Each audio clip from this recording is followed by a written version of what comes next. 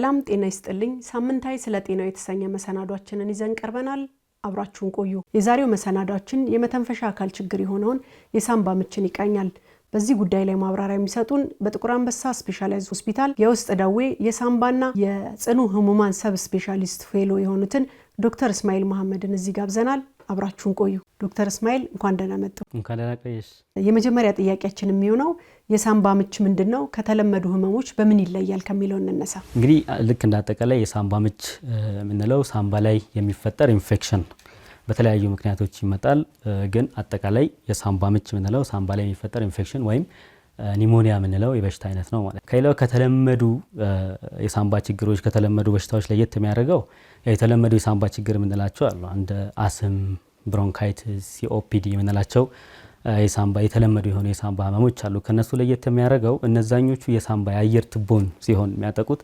ኒሞኒያ ምንለው ግን የታችኛውን የሳምባ ክፍል ጋዝ ኤክስቼንጅ የሚካሄድበትን ወይም ደግሞ ካርቦን ዳይኦክሳይድ ወደ ውጭ የሚወጣበት ኦክሲጅን ወደ ውስጥ የሚገባበትን የሳምባ ክፍል አፌክት ያደርጋል ማለት ነው ቤዚካሊ ይሄ ነው እንግዲህ ኒሞኒያ ምንለው ወይም የሳምባ ምች ምንለው የዚህ በሽታ መንስኤዎች ምንድናቸው ተብሎ ይታሰባሉ ብዙ መንስኤዎች አሉት በዋናነት ግን የሚጠቀሱት እንደ ቫይረስ 40% አካባቢ የሚሆነው ኒሞኒያ የሚከስተው ወይም የሳምባ ምች የሚከስተው በሽታ አምጪ በሆነው ተዋሲያን ቫይረስ በመንለው 40-50% ደግሞ እንደዚህ በባክቴሪያ ምክንያት ይከሰታል አንዳንድ ጊዜ ደግሞ በፈንገስ ምክንያት ሊመጣ ይችላል ግን በፈንገስ ምክንያት የሚመጣው የኒሞኒያ አይነት በጣም ሬር ነው ወይም አነስተኛ ነው ከ5% በታች የሚሆነው ኒሞኒያ ሊከሰትበት የሚችል ምክንያት አንደኛው ፈንገስ ነው ግን አብዛኛው ጊዜ ቀደም ብዬ እንደጠቀስኩት በባክቴሪያና ቫይረስ ምክንያት የሚመጣ የሳምባ ችግር ይህ በሽታ ከሰው ወደ ሰው ይተላለፋል ተብሎ ይታሰባል ብዙ ጊዜ በቫይረስ ምክንያትና ባክቴሪያ ምክንያት የሚከሰቱት አብዛኞቹ ኒሞኒያዎች ከሰው ወደ ሰው ይተላለፋሉ በትንፋሽ አማካኝነት ከአንድ ሰው ወደ ሌላኛው ሰው ይተላለፋል ማለት ነው ኒሞኒያ ከሰው ወደ ሰው ይተላለፋል ምልክቶቹስ ምን ናቸው ያው እንግዲህ ምልክቶቹ ሳምባን ነው የሚያጠቃው ስለዚህ ምልክቶቹም የሚሆኑት አብዛኛው ጊዜ ሳል ማሳል ይኖራቸዋል ሳሉ ደረቅ ሊሆን ይችላል አክታ ያለው ሊሆን ይችላል አክታውም የተለያየ አይነት ከለር ሊይዝ ይችላል አንዳንዴ ነጭ አክታ ሊሆን ይችላል አንዳንድ ጊዜ ቢጫ የሆነ አክታ ሊሆን ይችላል አንዳንዴ ደም የቀላቀለ አክታ ሊሆን ይችላል አንዳንድ ጊዜ ደግሞ ረስቲ ስፑተም ምንለው ወይም ደግሞ የዛገ የሚመስል አይነት አክታ ሊኖረው ይችላል ከዚህም ከሳል ባሻገር ደግሞ ሌሎች ምልክቶች ይኖሩታል ይሄ ሳምባ ምች ወይም ኒሞኒያ ምንለው የደረት ውጋት ሊያጋጥም ይችላል በሁለቱም በኩል ወይ ደግሞ በአንድ በኩል ሊሆን ይችላል የደረት ውጋቱ ሊከሰት የሚችለው ትንፋሽ ማጠር መተንፈስ ማቃት ሊመጣ ይችላል አንዳንድ ጊዜ ደግሞ ኒሞኒያው ወይም ይሄ ሳምባ ምቹ ከፍ ያለ ችግር ሲሆን ወይም ከፍ ያለ የጠና ሲሆን ራስ መሳት ሊመጣ ይችላል ኮንፊውዝድ መሆን ሊያጋጥም ይችላል ነገሮችን መዘበራረቅ ሊያጋጥም ይችላል ማለት ነው አንድ ሰው መቼ ነው በሳምባ ምች ተይዣለሁ ብሎ ወደ ህክምና ተቋም መሄድ ያለበት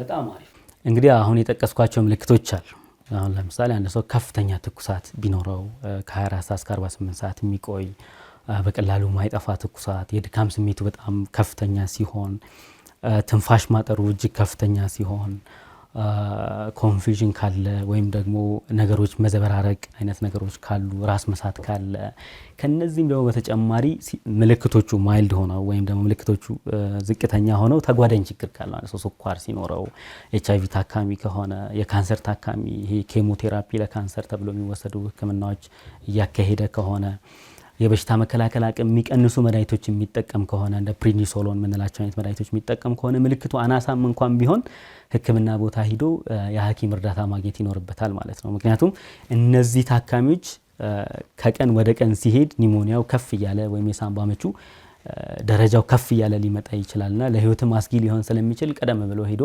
ህክምና ቦታ ላይ የህክምና እርዳታ ማግኘት የተሻለ ነው የሚሆነው ማለት ነው አንዳንድ ጊዜ በተለምዶ የሚሆን የሳምባ ምች በቅዝቃዜ ወቅት ነው የሚባባሰው የሚባል ነገር አለና ይሄ ነገር እንዴት ያውታል እርሱ በጣም አሪፍ ምንድነው ያው ብርድ ወይም ደግሞ ቀዝቃዛ አየር በራሱ ኒሞኒያ ወይም የሳምባ ምች አያመጣም ነገር ግን የሳምባ ምች ወይም ደግሞ ኒሞኒያ እንዲፈጠር ምቹ ሁኔታዎችን ይፈጥራል ለምሳሌ አንድ ሰው ቀዝቃዛ አየር ወደ ውስጥ በሚተነፍስበት ሰዓት ሰውነታችን ውስጥ ሲሊያ ምንላቸው ወይም ይሄ የአየር ትቦ ላይ ያሉ ሲሊያ የሚባሉ ስትራክቸሮች አሉ የነሱ ዋና ተግባር የሚገቡትን ቆሻሻ ነገሮች ባክቴሪያ ቫይረስ እንዲሁም ፈንገስ ፕሮፔል አድርገው ገፍቶ ወደ ላይ ማውጣት ነው ዋና ተግባራቸው አንድ ሰው ቀዝቃዛ አየር በሚተነፍስበት ሰዓት የነዚህ የሲሊያ የምንላቸው ነገሮች ተግባራቸውን በስነ ስርዓት ማከናወን አይችሉም ማለት ነው።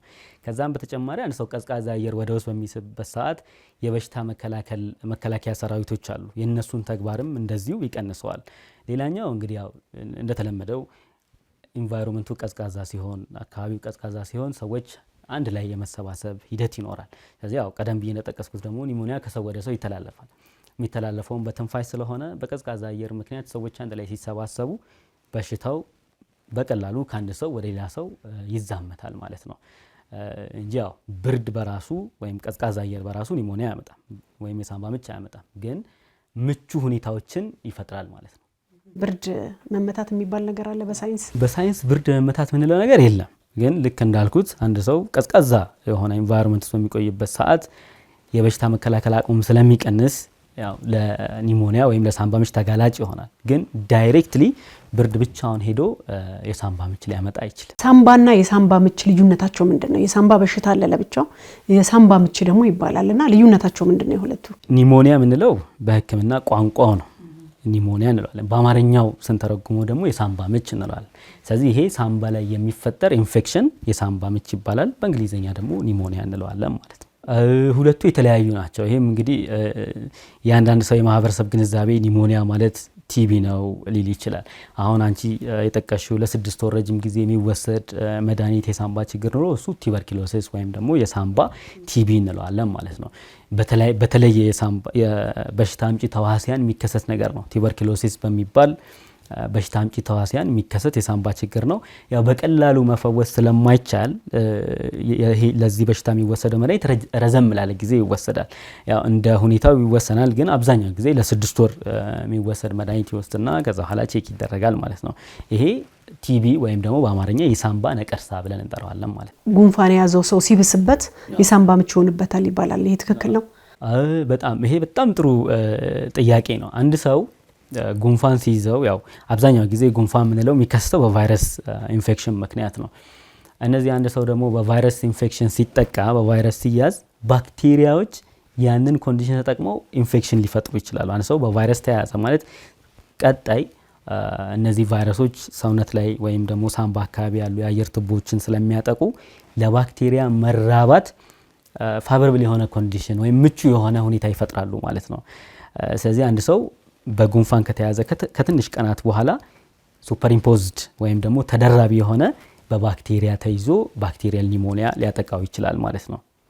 ስለዚህ አንድ ሰው ጉንፋን ይዞት ጉንፋኑ እየቆየ ሲሄድ ተደራቢ የሆነ አዲሽናል ወይም ተጨማሪ ባክቴሪያል ኒሞኒያ ይዞት የመሆን እድሉ ከፍ ያለ ነው ማለት ነው። እዚህ ለሳምባ ምች በሽታ ተጋላጭ የሆኑ የህብረተሰብ ክፍሎች የትኞቹ ናቸው ብለን ልንወስድ እንችላለን?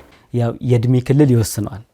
እድሜ ከ65 ዓመት በላይ የሆኑ ሰዎች እና እድሜያቸው ከ5 ዓመት በታች የሆኑ ሰዎች ፓርቲኩላርሊ ሰሰፕተብል ናቸው ወይም ደግሞ በከፍተኛ ሁኔታ ተጋላጭ ይሆናሉ ማለት ነው። ሌሎች የማህበረሰብ ክፍሎች እነዚህ ስኳር ያለበት ሰው፣ HIV ታካሚ፣ የካንሰር ታካሚ፣ የበሽታ መከላከል አቅም የሚቀንስ መድኃኒት የሚወስድ ሰው እንደዚህ ለኒሞኒያ ተጋላጭ ነው ወይም በሳምባ ምች የመጠቃት እድሉ ከሌላው ፖፑሌሽን ወይም ከሌላው ማህበረሰብ አንጻር ሲታይ በሳምባ ምች የመጠቃት እድሉ እጅግ ከፍተኛ ነው። የሳምባ ምች በሽታ አሳሳቢነቱ በምን ደረጃ ላይ ልንወስድ እንችላለን? እንግዲህ አሁን ይሄን ዳታዎቹን በምንመለከትበት ጊዜ የሳምባ ምች ኮመን የሆነ ነገር ነው ወይም ኒሞኒያ ኮመን ነው፣ አብዛኛው ፖፑሌሽን ላይ ይኖራል። አሁን ለምሳሌ የኢትዮጵያን ዳታ ስናይ ያው ጥናቶች እንደሚያሳዩት 25% እስከ 30% የሚሆነው የማህበረሰብ ክፍል በኒሞኒያ ሊጠቃ ይችላል። ፕሬቫለንሱን ስናየው ከ25 እስከ 30% ይደርሳል። ዓለም ላይም እንደዚሁ በምናያቸው ዳታዎች ከ20 እስከ 25% የሚደርሰው የዓለም አጠቃላይ ህዝብ በኒሞኒያ የመጠቃት እድል አለው ማለት ነው። ስለዚህ አሳሳቢነቱ ከፍተኛ ነው። በዛው ልክ ደግሞ ኒሞኒያ የሞት ምክንያትም ይሆናል። አሁን ለምሳሌ ከ5 ዓመት በታች የሆኑ ህጻናቶችን ስናያቸው ኒሞኒያ እስከ 25% ድረስ የሞት ምክንያት ሆኖ ይጠቀሳል ባለም በኢትዮጵያ ዳታ። በዓለም ላይ ከ18 እስከ 20% ኒሞኒያ የሞት ምክንያት ሊሆን ይችላል ማለት ነው። ስለዚህ ያው ችግሩ አለ፣ አሳሳቢም ነው፣ የሞት ምክንያትም ነው። 18% የሞት ምክንያት በኒሞኒያ ምክንያት የሞት ምክንያት ስንጠቅስ ይሄ ቁጥር ቀላል ቁጥር አይደለም። እና ያው እንደ ኢትዮጵያም one of the top 5 causes of death ብለን ጠራዋለን። ከአምስቱ የሞት ምክንያቶች አንዱ ቀዳሚ ተጠቃሽ ኒሞኒያ ነው። ስፔሻሊ ከ5 ዓመት በታች ለሆኑ ህጻናት ማለት ነው። አስቀድሞ መከላከል ይቻላል? ይሄ ኒሞኒያ አስቀድሞ መከላከል ይቻላል።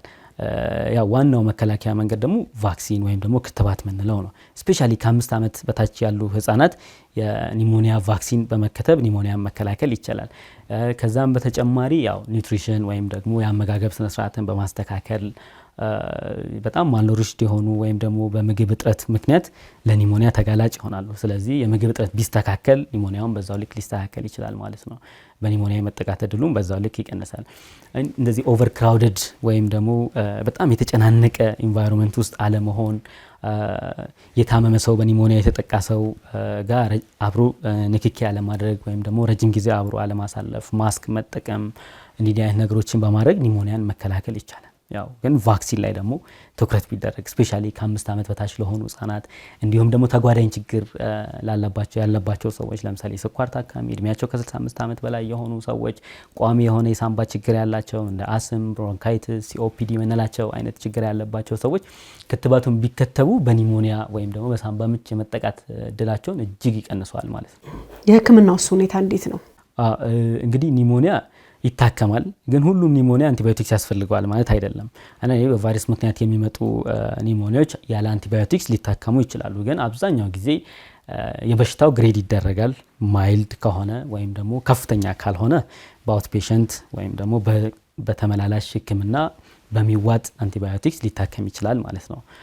አንዳንድ ጊዜ ግን በሽታው ደረጃው ከፍ ያለ ሲሆን ሆስፒታል ውስጥ ተኝቶ ከ5 ቀን እስከ 7 ቀን አንዳንዴ ያለፍ ሲልም ከ7 ቀን በላይም ሆስፒታል ውስጥ ተኝቶ ህክምና ማግኘት ሊኖርበት ይችላል ማለት ነው። የሚታከም በሽታ ነው። ግን ያው ምልክቱን እንዳዩ ቀድሞ ወደ ህክምና ተቋም በመሄድ አርሊ ህክምና ማግኘት ወይም ደግሞ ቀደም ብሎ በሽታው በጣም ሳይባባስ ሳይጋነን ቶሎ ህክምና ማግኘት ይሻል ማለት ነው። ጥያቄን ጨርሻለሁ ዶክተር። በእርሱ በኩል ቀረ ማስተላለፈው መልእክት አሉኝ ካሉ መድረኩን ልስጠው። እንግዲህ ያው ማስተላለፍ የምፈልገው ነገር ምንድነው፣ ብዙ ጊዜ ይሄ የኒሞኒያ ክትባት የተለመደ አይደለም፣ ስፔሻሊ ከህፃናት ውጪ ያሉ ታካሚዎች ላይ። ስለዚህ እድሜያቸው ከ65 ዓመት በላይ የሆኑ ሰዎች፣ ተጓዳኝ ችግር ያለባቸው ሰዎች የኒሞኒያን ክትባት በመከተብ ኒሞኒያን መከላከል እንደሚቻል ማስተላለፍ ፈልጋለሁ። እሺ ዶክተር እስማኤል እዚህ ድረስ መጥተው ስለሰጡ ማብራሪያ ከልብ አመሰግናለሁ። ታንኪዩ። እኔም አመሰግናለሁ። አድማጭ ተመልካቾቻችን የዛሬው ፕሮግራም በዚህ ያበቃል። አብራችሁን ስለቆያችሁ እናመሰግናለን።